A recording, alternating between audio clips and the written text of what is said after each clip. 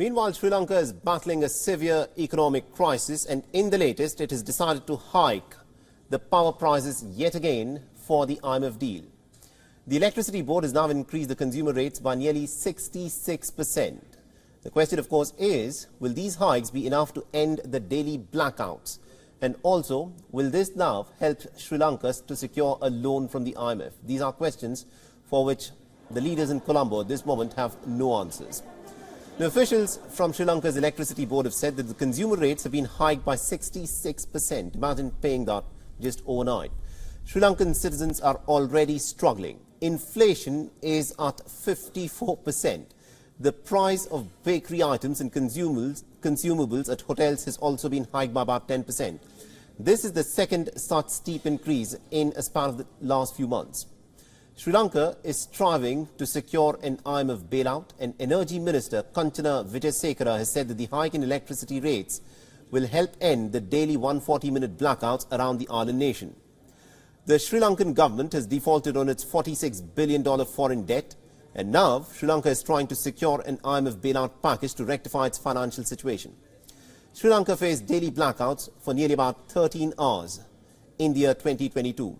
The months of protests ended with then-President Gotabaya Rajapaksa fleeing. He resigned after allegations of economic mismanagement and corruption. His successor, Ranil Wickremesinghe, was forced to impose tax hikes in order to smoothen the passage to an IMF bailout. And according to the president, the Sri Lankan economy has contracted by nearly about 11%.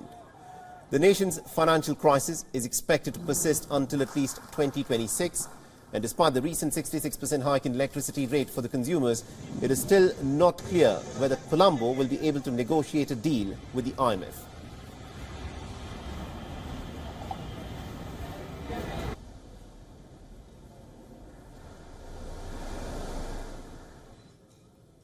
And our correspondent Dasonia Thara has been tracking the story very closely for us and has sent us this report from Kandy in Sri Lanka. Listen in.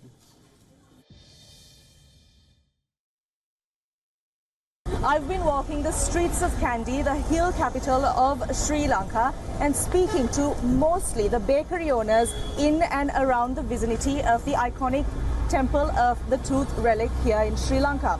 Now, it is quite a common fact that all of these bakery owners do know that a price hike for bakery products owing to the exorbitant 66% increase of electricity tariffs is inevitable.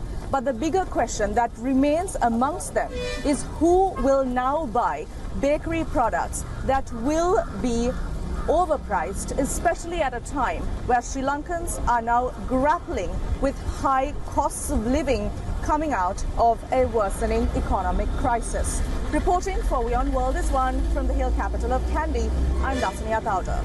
WION is now available in your country. Download the app now and get all the news on the move.